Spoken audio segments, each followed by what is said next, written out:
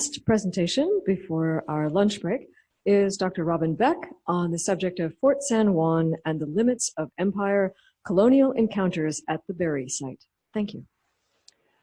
Thank you, and let me also join my colleagues in thanking the Shanghai Archaeology Forum for the privilege of speaking today, for your hospitality and for your generosity.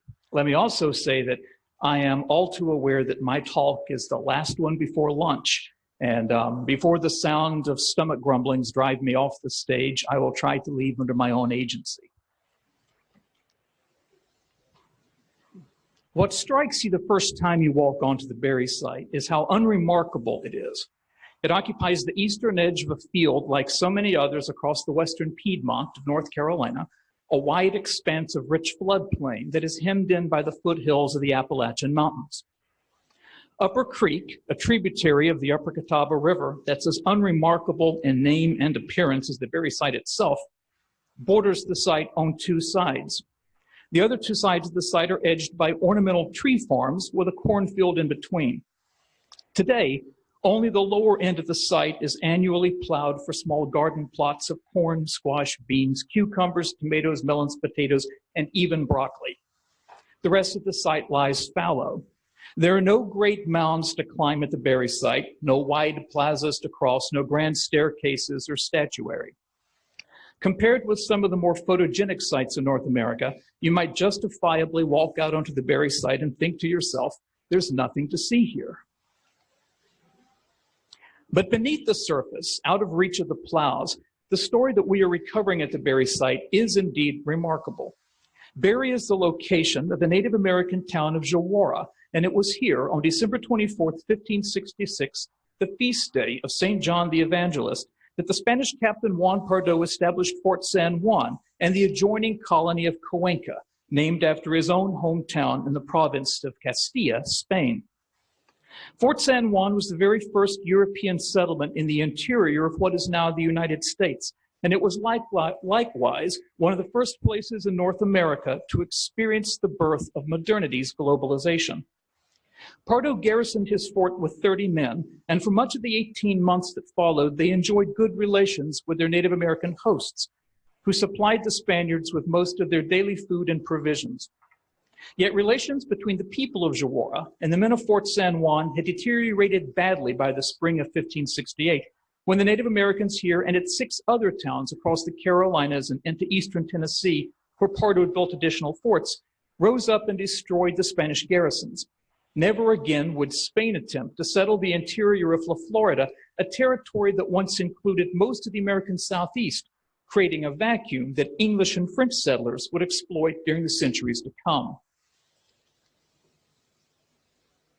Juarez and the Fort San Juan expeditions. During the first half of the 16th century, Spanish explorers failed in several different efforts to colonize what is now the southeastern United States. Finally, in 1566 and 1565 and 1566, Pedro Menendez de Avila successfully founded 2 settlements on the southern Atlantic coast. San Augustine, founded in September 1565 in Florida, and Santa Elena, founded April 1566 on present Parris Island, South Carolina. The latter settlement, Santa Elena, was to be the center of Menendez's colonial ambitions. When Philip II learned of this success, he ordered reinforcements for the new colony. In July 1566, Captain Juan Pardo arrived at Santa Elena with a company of 250 soldiers and began to fortify the settlement. As the Santa Elena colony was ill-prepared to feed this large contingent of men for very long, however, Menendez ordered Pardo to prepare half of his army for an expedition into the interior that lay to the west of the Atlantic coast. Pardo's task was to explore the region, to claim the land for Spain while pacifying local Indians, and to find an overland route from Santa Elena to the silver mines in northern Mexico, near Zacatecas. Pardo left with 125 men on December the 1st, 1566. Later that month, after crossing the Carolina Piedmont along the Wateree and Catawba rivers, Pardo and his men arrived at Juarez, a large Native American town situated in the Catawba Valley near the eastern edge of the Appalachian Mountains. Jawora's chief, referred to in the accounts as Jawora Miko, Miko being a term for regional chief, a chief who had some form of at least nominal authority over multiple communities, seems to have held most of the authority among neighboring towns along the upper Catawba River and its tributaries. Pardo renamed this town Cuenca, after his own native city in Spain. At Jawora, he built Fort San Juan, which he garrisoned with 30 men. Although earlier expeditions into the interior had constructed seasonal encampments or temporarily occupied native towns, Pardo explicitly built Fort San Juan to expand the Santa Elena colony into the northern frontiers of La Florida. In so doing, he established the earliest European settlement in the interior of what is now the United States. Pardo would go on to build 5 other outposts, but Fort San Juan was to be the center of his imperial designs, and it is the only one that has yet been discovered and excavated by archaeologists. Over most of the 18 months that Spanish soldiers lived at Jawora, cooperative relations existed between the people of the town and their European guests. On at least 2 occasions, for example, the Spaniards accompanied native warriors in attacks on hostile native chiefs who lived across the Appalachian Mountains in Tennessee and Virginia. Also, when Pardo was preparing to leave the fort during his second expedition, he commanded its ensign, Alberto Escudero de Villamar, to judge and have a care of the conservation of the friendship of the caciques and Indians of all the land. Yet in the months that followed Pardo's departure in November 1567, relations between Fort San Juan and the people of Jawora took a decided turn for the worst. By May of 1568, news reached Santa Elena that Indians had attacked all of Pardo's forts, including Fort San Juan, and that all were destroyed. Several factors may have played a role in this aggressive action, but 2 stand out: the soldiers' continuous demands for food and their improprieties with Native American women. In the end, 130 soldiers and all of Pardo's forts were lost, and with them Spain's final attempt to colonize these northern frontiers of La Florida. Indeed, it was more than a century before other Europeans are known to have penetrated this far into the southern Appalachian Mountains. So let's look at the archaeology of the Berry site. Archaeological and historical evidence indicate that the Berry site is the location of Jawora and Fort San Juan. Berry is situated along Upper Creek, a tributary of the Upper Catawba River, in what is now Burke County, North Carolina. The site covers about 4.5 hectares and is located along the eastern margin of a 75-hectare alluvial bottomland. Archaeological evidence indicates that Berry was one of the largest late prehistoric sites in the Upper Catawba Valley. The site was first described in 1891 by the Smithsonian Institution, which reports a mound, unexcavated, unexplored, about 10 miles north of the city of Morganton, which you can see here on the map. Our research over 22 field seasons, or more than 120 weeks of excavation and archaeological survey, are offering unprecedented information about the 16th century context of European contact and colonialism.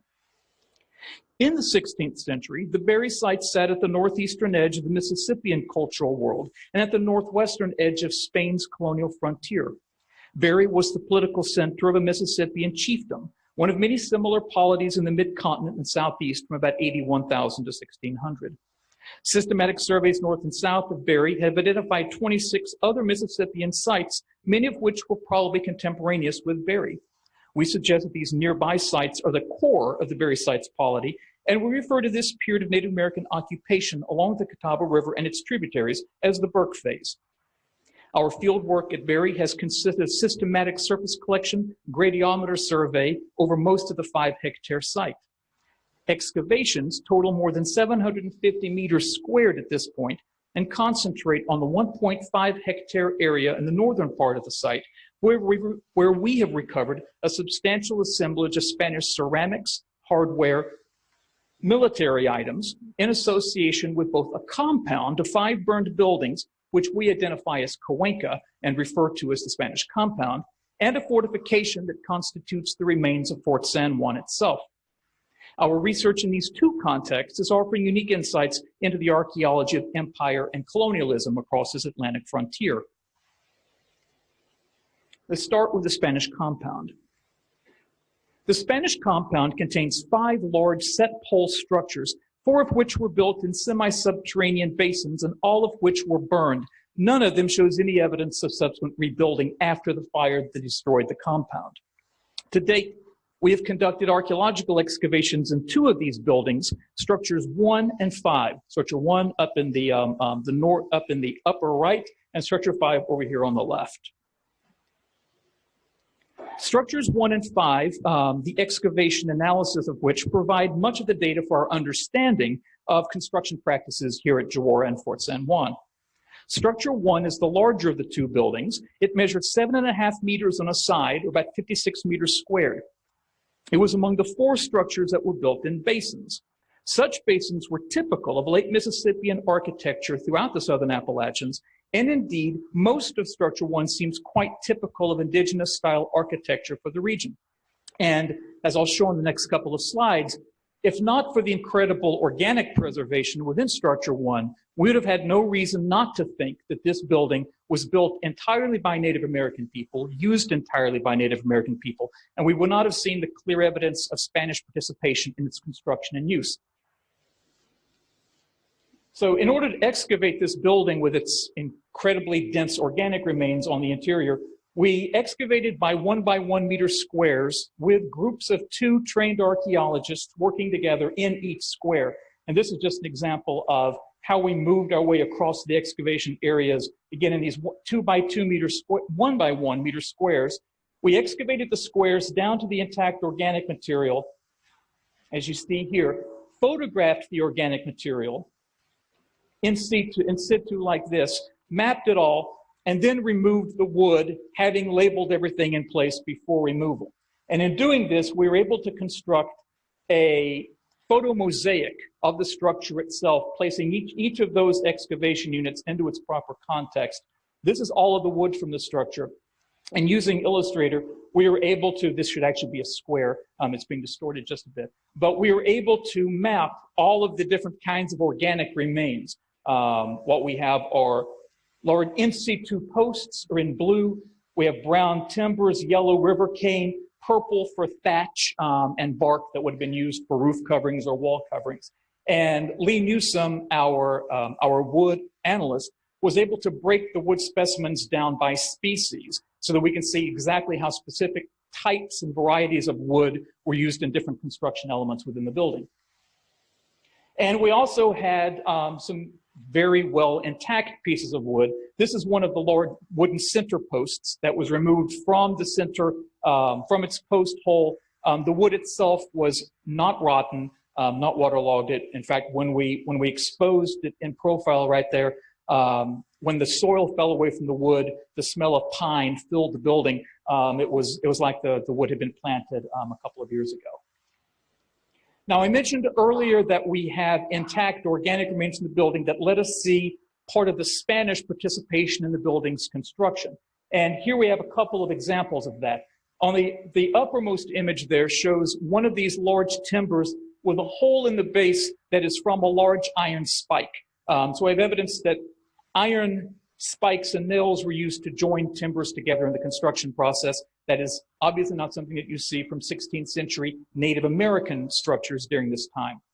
Over on the far right, we have another one of the large timbers, and what those arrows are pointing to are parallel striations in the wood.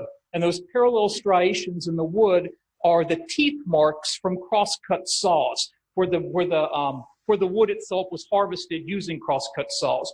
We know that Pardo's men brought such saws with him into the expedition, into the interior, but Native Americans didn't use that sort of technology for harvesting wood.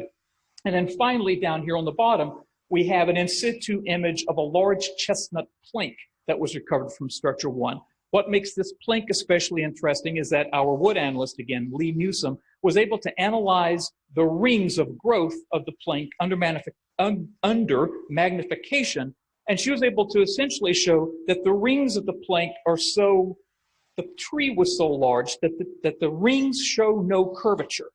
So essentially the piece of timber that the tree came from must have been so large that the rings themselves appear to be more or less parallel.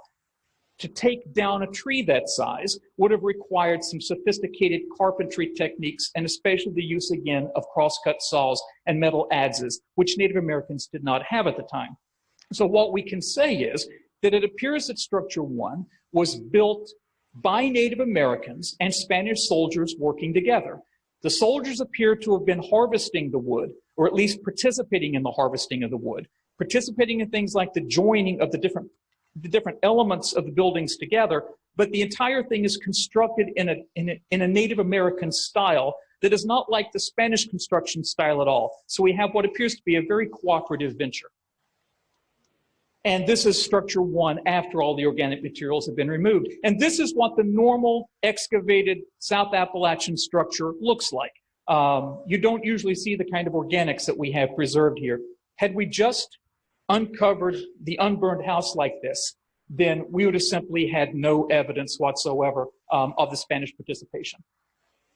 Moving over to Structure 5, this is its photomosaic at the top of the excavations. Here's the organic material exposed, and here's the organic material labeled in the same way as Structure 1.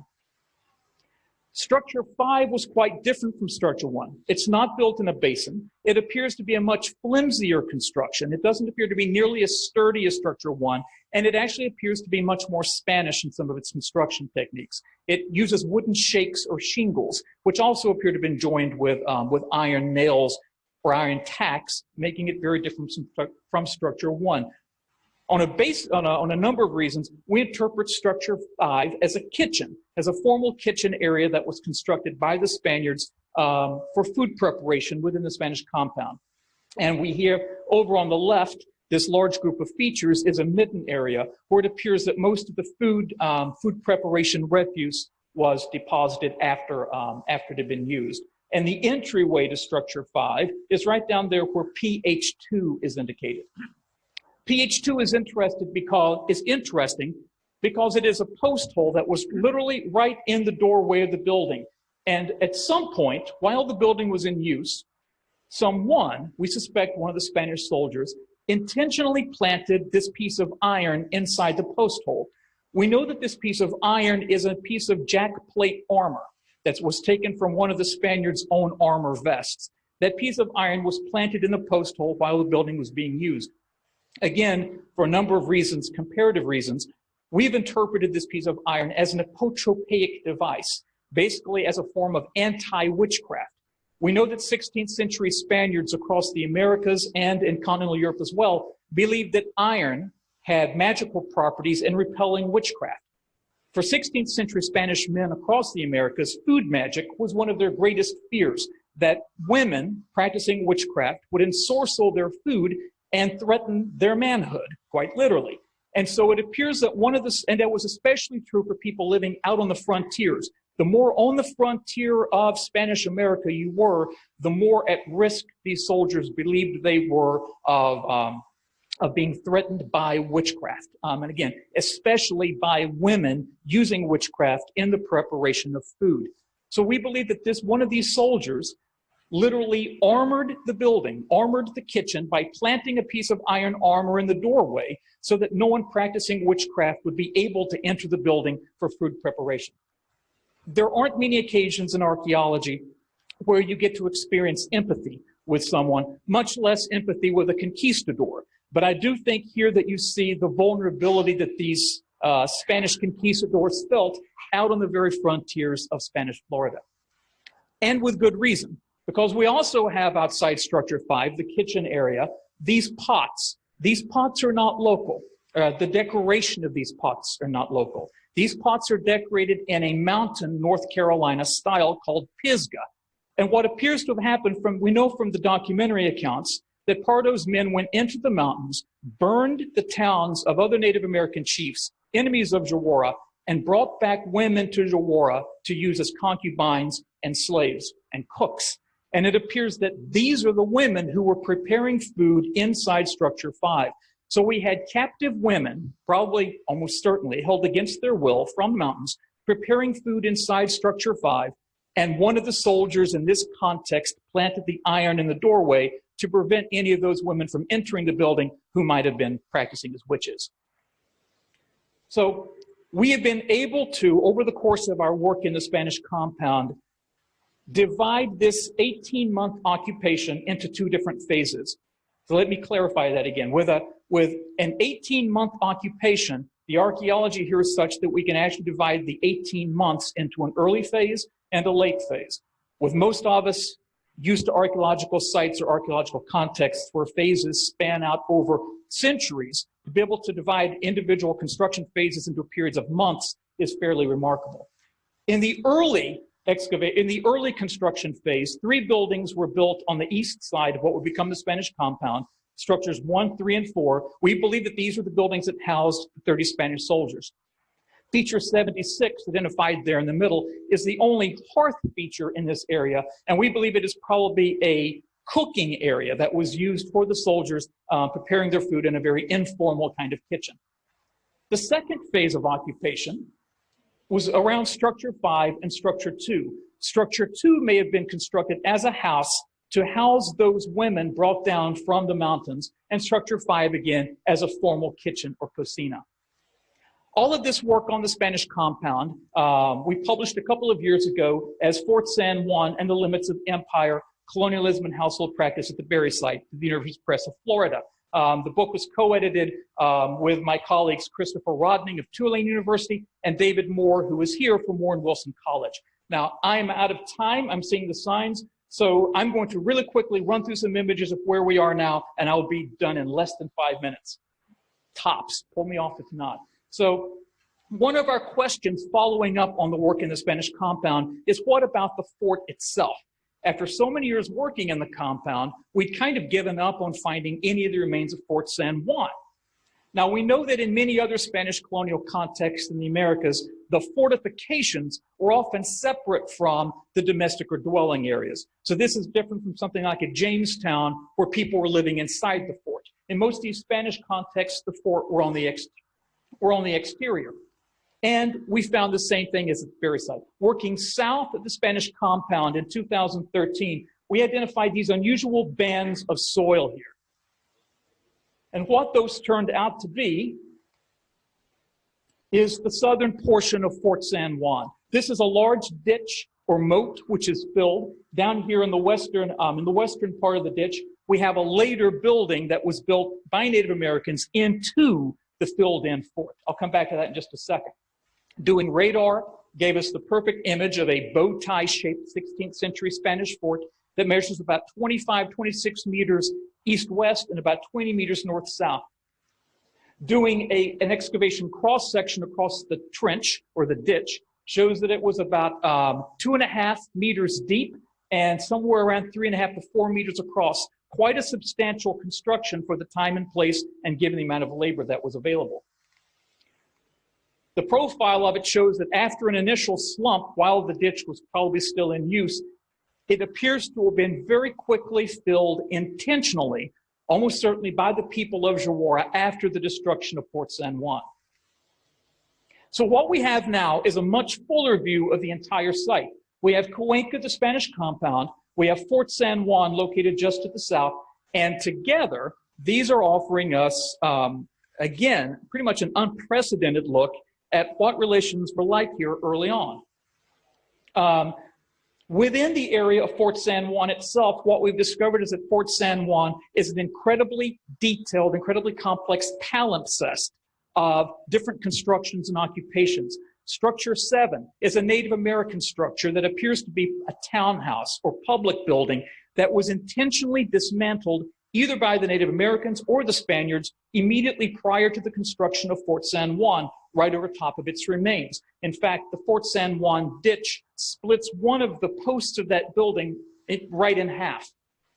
Fort San Juan was then built in that area, and then Structure 6 down here, after the destruction of Fort San Juan, it appears that Native American people, as a way of reclaiming this area, built a new building, Structure 6, over the ruins of Fort San Juan. And it's interesting that Structure 6 here perfectly parallels, the walls appear to have been built at the same orientation as Structure 7 beforehand. So it's a very formal reclaiming of this space the Spaniards had previously claimed. Our work in Fort San Juan is continuing today. We've also began moving into the area of Juarez itself, the Native American town. And this work is being directed by our new colleague, actually old colleague, goes back a long way, but she's just joined us formally, Rachel Briggs, University of North Carolina, Chapel Hill. Rachel is working in this area that I've circled, where we have identified another large building, which is large enough that it might be a chief structure. In fact, I'm running with the possibility that it may be a structure where Juarez Miko himself resided. There were numerous 16th century European artifacts in the fill above the structure. And here it is after we've exposed it and preparing it for excavation. And there's another burned building nearby. So the work here is going to continue. We've been doing this for 20 years. We'll probably have another 20 years worth of work to go. So let me conclude, and we'll get to lunch. Promise.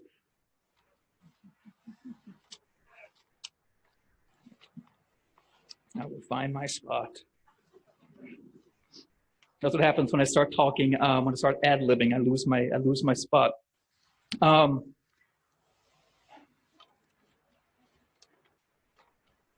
Okay.